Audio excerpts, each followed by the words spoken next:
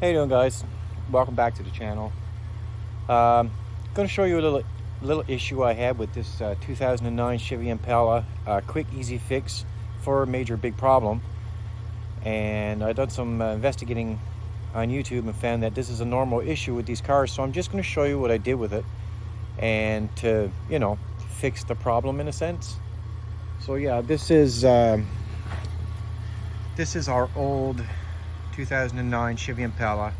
It's in pretty good condition, I guess. Like, it has starting to get a little bit of surfaced rust on the doors, but the car is pretty good. It's half decent.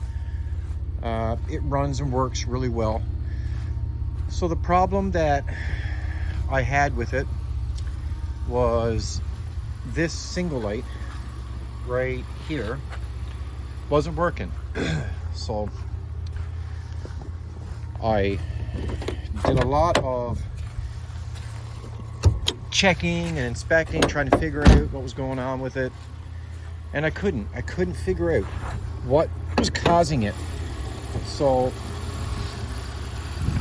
the reason why it's still going, guys, is because it was sitting for a long time, and for some reason the battery died, and I had to give it a boost, so I'm just letting it run a bit. I'm actually going to put the tester on the battery to make sure that everything is fine down there. Okay, so the single light. The problem with the single light, I trace it to my tester, and the problem is actually coming from the panel box. So right in the fuse panel is where the problem was coming from. So what I did was I ran a wire from the back single light on this side down through up here into the single light up here. Now that fixed the problem. I got my tester put on, I got my positive. Just letting you know, guys, if you're ever using these, make sure you have it set right here. You see where I have the dial right there? That's where you need to set it to test your battery, and that's what I'm going to do right now. Give me a second. This one-handed business. So I'm going to put the negative on the negative. Here you go. As you can see, positive's on the positive. And as you can see, she's 13.7. So she's charging. She's almost 14. She's charging good. Take it off. 0. Put it on.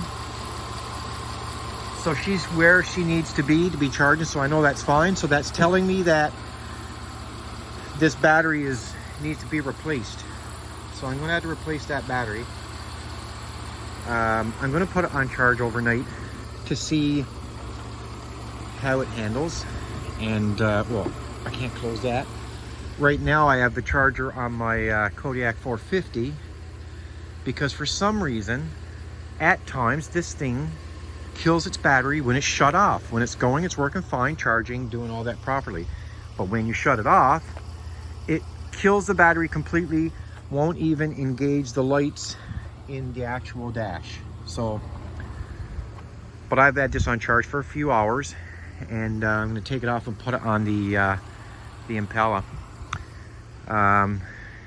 Here's the other one, 250. This works really good, actually. It looks like a piece of garbage, but it actually works really good. It's 2010 Wilderness 250. And yep, you can put the key in this right now, and start it up and drive away. No problem. Amazing. Okay, guys. So you all know my pride and joy Bel Air, which is going to end up getting a full restoration. It's running good now. You guys can look back over the other videos, and you see where I did the polishing and where I showed you guys the car and all those things. I got to connect those gauges. I'm going to do a video on that. Those gauges down right there. Camera decided to focus in on my finger.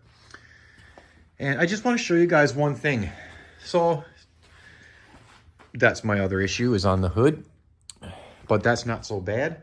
Sand it down, but she's being sent away, remember, for paint and body. So to show you guys, I'm still making sure I have the clutch bought for the Bel Air. So this is the clutch. I have the throwout bearing, the new clutch. Everything is here, as you can see, for the Bel Air. When I purchased the car, They made sure to aware me many times that the clutch was starting to get a little bit bad. And it is. It's about 3/4 up on the pedal and there's no more adjustment on it. So the clutch is getting bad. And I notice it a little bit slips in second gear. So I have the clutch. I actually got it from CarQuest. Can you imagine that? So that's pretty cool. And that's a clutch for a 65 Bel Air, straight six, 230. So I'll make a video on that and you guys will see all that.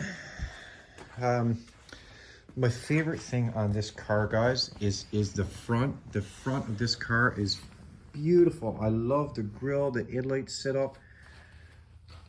I know I drive you guys crazy with talking about this car, but I can't help it. I just love this car. My finger's in the way of the camera. And I got insurance on it today. So,